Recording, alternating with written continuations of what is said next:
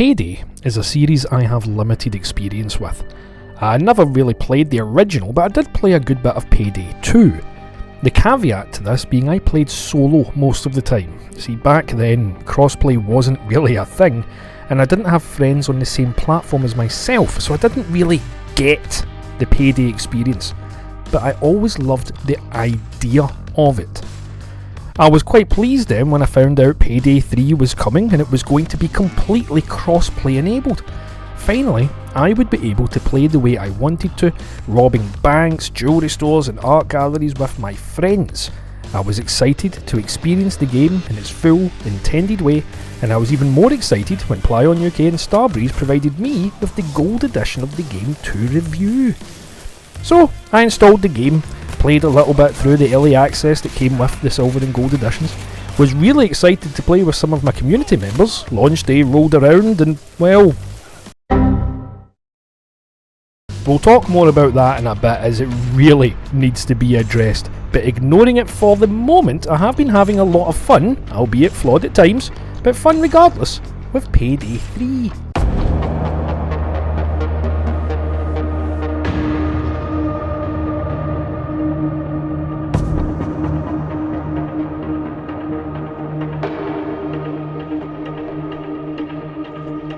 The idea of Payday is a simple one.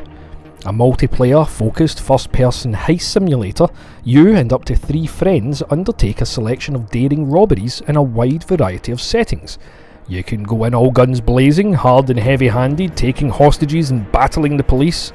Or you can go sneaky, disabling cameras, picking locks and subduing guards. You can even do a combination, opting to start stealthy and set yourself up for the end before going loud to end with a bang, proper Dark Knight style. You have any idea who you're stealing from? You and your friends are dead! Payday 3 has good mechanical depth. It rewards patience and teamwork to infiltrate the various maps and accomplish its objectives. Players need to recognise guard patterns, look for card keys, avoid CCTV cameras and keep an eye out for phones that can provide employee-only QR codes to bypass certain doors. There is also the key in understanding the difference between public, private and secure areas. While unmasked, players can freely move around public areas. If spotted by a guard in a private area, the guard will want to escort you back to the public area. And if spotted in a secure area, you risk being physically detained. Navigating these areas as well is paramount to success. Now, we found that having one member masked up who can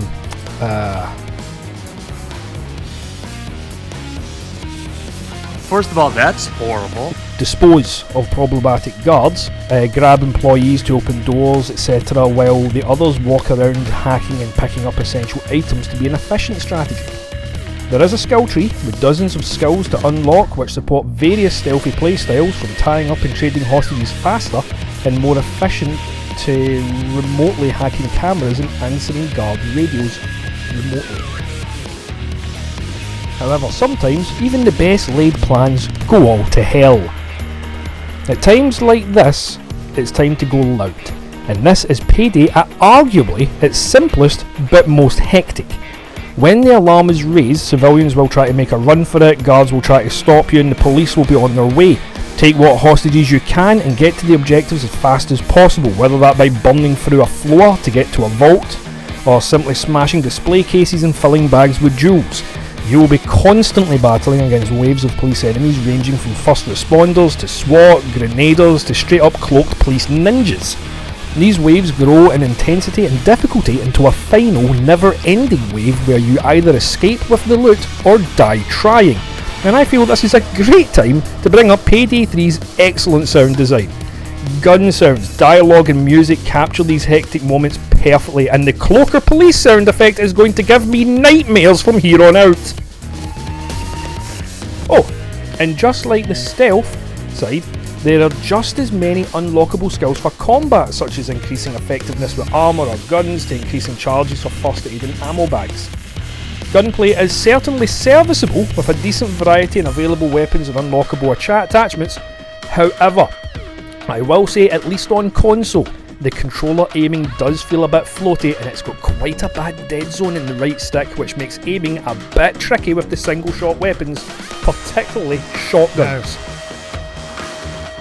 It's time to address the stripy jumper wearing clown masked elephant in the room. At the time of writing this review, it has been 4 days since the official launch of the game, and I have been able to actually play it a handful of times. The server issues have been severe, and in the defence of Starbreeze, they have been relatively active in their communication on Twitter, X, Twitter, whatever, keeping folks informed, but I cannot help but think this would have been somewhat mitigated if there was any sort of offline functionality to the game, so people could at least play solo while waiting for the multiplayer to come back. But alas, to play with bots, you actually still need to matchmake, inverted commas, into an invite-only lobby, so the game still requires the servers to be up. I am aware this is a smaller studio, but they literally conducted several betas and stress tests before release, and the game being practically down for 3-4 days post-launch makes me feel really sorry for the folks that shelled out for the bigger silver and gold editions of the game. Another issue I have is with the AI. For the most part, it is serviceable and works as intended except for a couple of areas. Area A is the teammate AI bots that fill in for any missing players. They are acceptable in a gunfight and they can carry loot if you throw a bag at them. Other than that, they are hopeless. Utterly hopeless. I've seen my bot teammates sprinting around between enemies or away from objectives or me. They cannot interact with anything, not doors, switches, anything at all. They literally do nothing when unmasked and generally feel like fifth wheels. Maybe I'm expecting too much from this, but it just felt really noticeable how little they actually do. The other is the general AI for civilians and guards. I've seen me masked up, running around unnoticed at points. I've sprinted through banks and only been spotted when I've literally ran up to them. They work most of the time, but they really do feel like bots to be outpathed rather than anything organic. They just feel really video gamey. Now, before I continue, as always, ladies and gentlemen, if you have enjoyed this or found it somewhat informative, feel free to leave a like, a subscription, all that. Remember, I'm usually found on the Twitch over at twitch.tv/Mr. Porshark and X, Twitter at Mr. Porshark, and TikTok at Mr_Porshark. Any support is super appreciated. Overall, I would absolutely recommend Payday 3. Yes, it's a bit rough at points, but at no point detracts from the fun, especially with friends. I have no doubt that the server issues will be sorted before too long, and there is also the fact that this is available on Game Pass, so there is plenty of folk giving it a shot via that. With friends, and even solo, for the some kind of smaller heists, there is a lot of fun to be found here. Successfully completing a heist completely silent is a great feeling, but so is the desperate bullet hell against the fuzz as your team battle to the getaway with your ill-gotten gains. The game is mechanically deep and the various jobs are well designed and varied. With massive replay value, the customization system for your masks and weapons is good with plenty of options for paints, patterns and such, most of which are hidden away behind level restrictions, by the way, so keep that in mind. That's your progression system. And of course, there will be more to come, with Starbreeze already confirming 4 DLC installments, as well as, and I quote, seasonal events, playable characters, new enemy, weapons, Unreal Engine 5 upgrade, cosmetics, quality of life improvements, new features and much more. End quote. I am very much enjoying my time with Payday 3. It is not perfect, nothing is, well, unless you're Armoured Core, but its combination of sneaky, big brain hijinks and lowbrow unga-bunga police battles have me hooked, and I'm very much looking forward to seeing what the game will look like a year from now. As such, I would humbly give Payday 3 a respectable hauler 7 out of 10, rising to an 8 when the servers are working as intended. Well, that's it.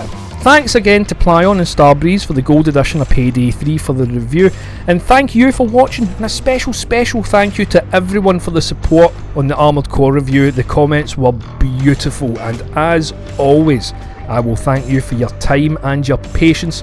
You guys take care of yourselves, and I will see yous